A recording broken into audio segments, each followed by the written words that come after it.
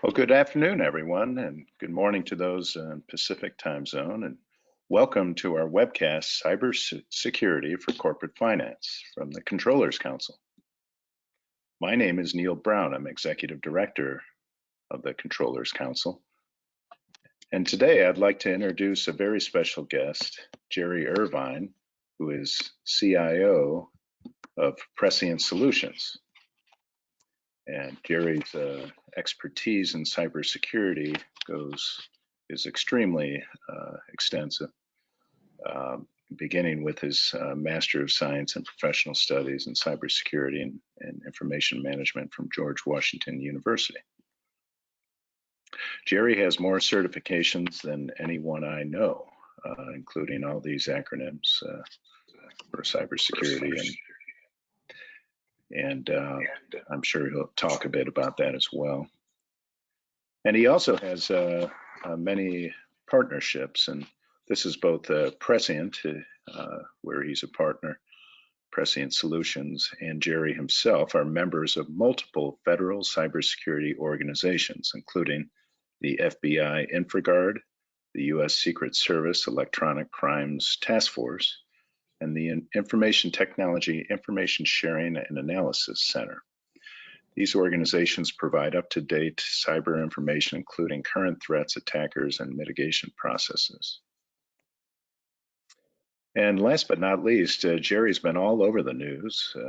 These are just a small portion of some of the interviews, both broadcast and print, from Wall Street to CFO Magazine, the New York Times. He's been on the Today Show, CIO Magazine, USA Today, Inc. I think CSO is Chief Security Officer, if I'm not mistaken. Jerry, is that correct? Yes, it is. And then Wired. So Jerry, thank you for being a part of our webcast today, and we'll turn it over to Jerry shortly. But first, I want to just go over the agenda, trying to keep it brisk and intense here. Welcome and introductions we've handled. Jerry will say a little bit about himself before he gets started on common risks and vulnerabilities, on 2020 cyber attacks, on cyber compliance requirements, which is very important to the C-suite and CFOs and controllers, cybersecurity strategies, and then we'll get into questions and answers. And here a little housekeeping. I'd like you to use your all attendees use your GoToWebinar control panel to ask questions early, and we'll answer as many as possible. And then we're gonna, Jerry will turn it back to me to tell you a little bit about the Controllers Council and some upcoming dates and announcements. We also have a special promotion, membership promotion that we'll mention toward the end as well. So with that, I'd like to turn it over to Jerry Irvine. Thank you, Neil. So we're going to discuss the different issues that are existing out there today in cybersecurity. And the thing that always comes to mind is no matter how hard you work and how many different technologies you implement, how many great security experts you have, you're only as good as that one person who's going to click on a ransomware. You're only as good as that one server that doesn't have the most current up-to-date patch on it. The average company today does not actually even have a security team. They have IT professionals, and all these IT guys are doing every morning when they get in is putting out fires. They're looking and checking the different systems that are out there to make sure that they're updated, doing software updates, adding users, deleting users, and everything that they can to keep the systems up to date and secure. And unfortunately, it's just not enough. So what happens in many cases is, especially the small to mid-sized organizations, people just quit. They just they quit doing it, and they do as minimal task as they possibly can.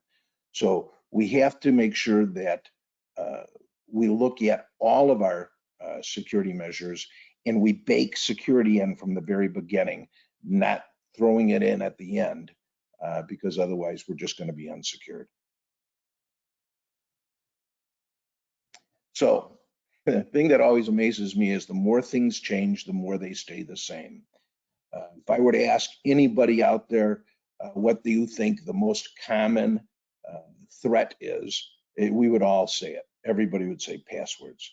And you'd be right. Stolen and reused passwords, weak passwords, are the biggest issue.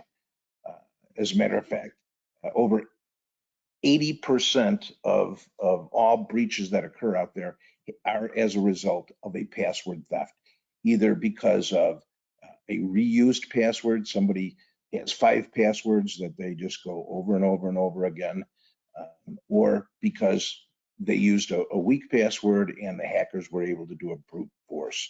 There's so many utilities out there to do brute force today, applications like Cain and Abel and Morpheus and different things that are out there, that it's easy for a hacker to go in and break a password today. Passwords, how do they steal passwords? How do they get your information? Generally through phishing scams. Phishing scams are emails in many cases, but can also be phone calls. Just an example, my father got a phone call from a guy claiming to be Windows, not Microsoft, Windows, and said, we see that your systems are doing something bad, and I need to get on your system. Now, I do work with the FBI, with the Secret Service, with the Department of Homeland Security. My father knows what I do, and yet he let this guy get on his computer. And in a matter of 5 seconds before he realized he shouldn't have done that and he pulled the plug on it, the system was already pawned, completely taken over. Phishing is a result in over 91, or is the beginning in over 91% of all hacks that are out there, whether it is via email or social engineering. There's a website out there called knowbefore.com. Kevin Midnick, who is a well-renowned cybersecurity expert, runs this. It has a lot of great training information and phishing information, ransomware information. If you haven't gone to that website, go to it. It can help you out and help you do training for your people inside. Now, phishing emails cause over 2/3 of all ransomware infections.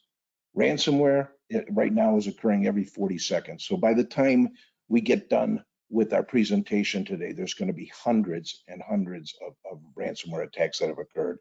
By the end of this year, they're estimating that will be over 11 occurring every 11 seconds. And the actual cost of ransomware is moving up from $1 billion a year to $20 billion a year. So why do hackers use ransomware? That's where the money is. And interestingly enough, you think, oh, I'm going to get hit by ransomware once, I'll never get hit again because I'm going to learn. That's not the case. Even the large companies out there like Pitney Bowes or the city of Baltimore, Maryland, even Microsoft and Cisco have been hit multiple times with ransomware. So it's important that we train our users and that we implement tools and services to detect and protect us from these attacks.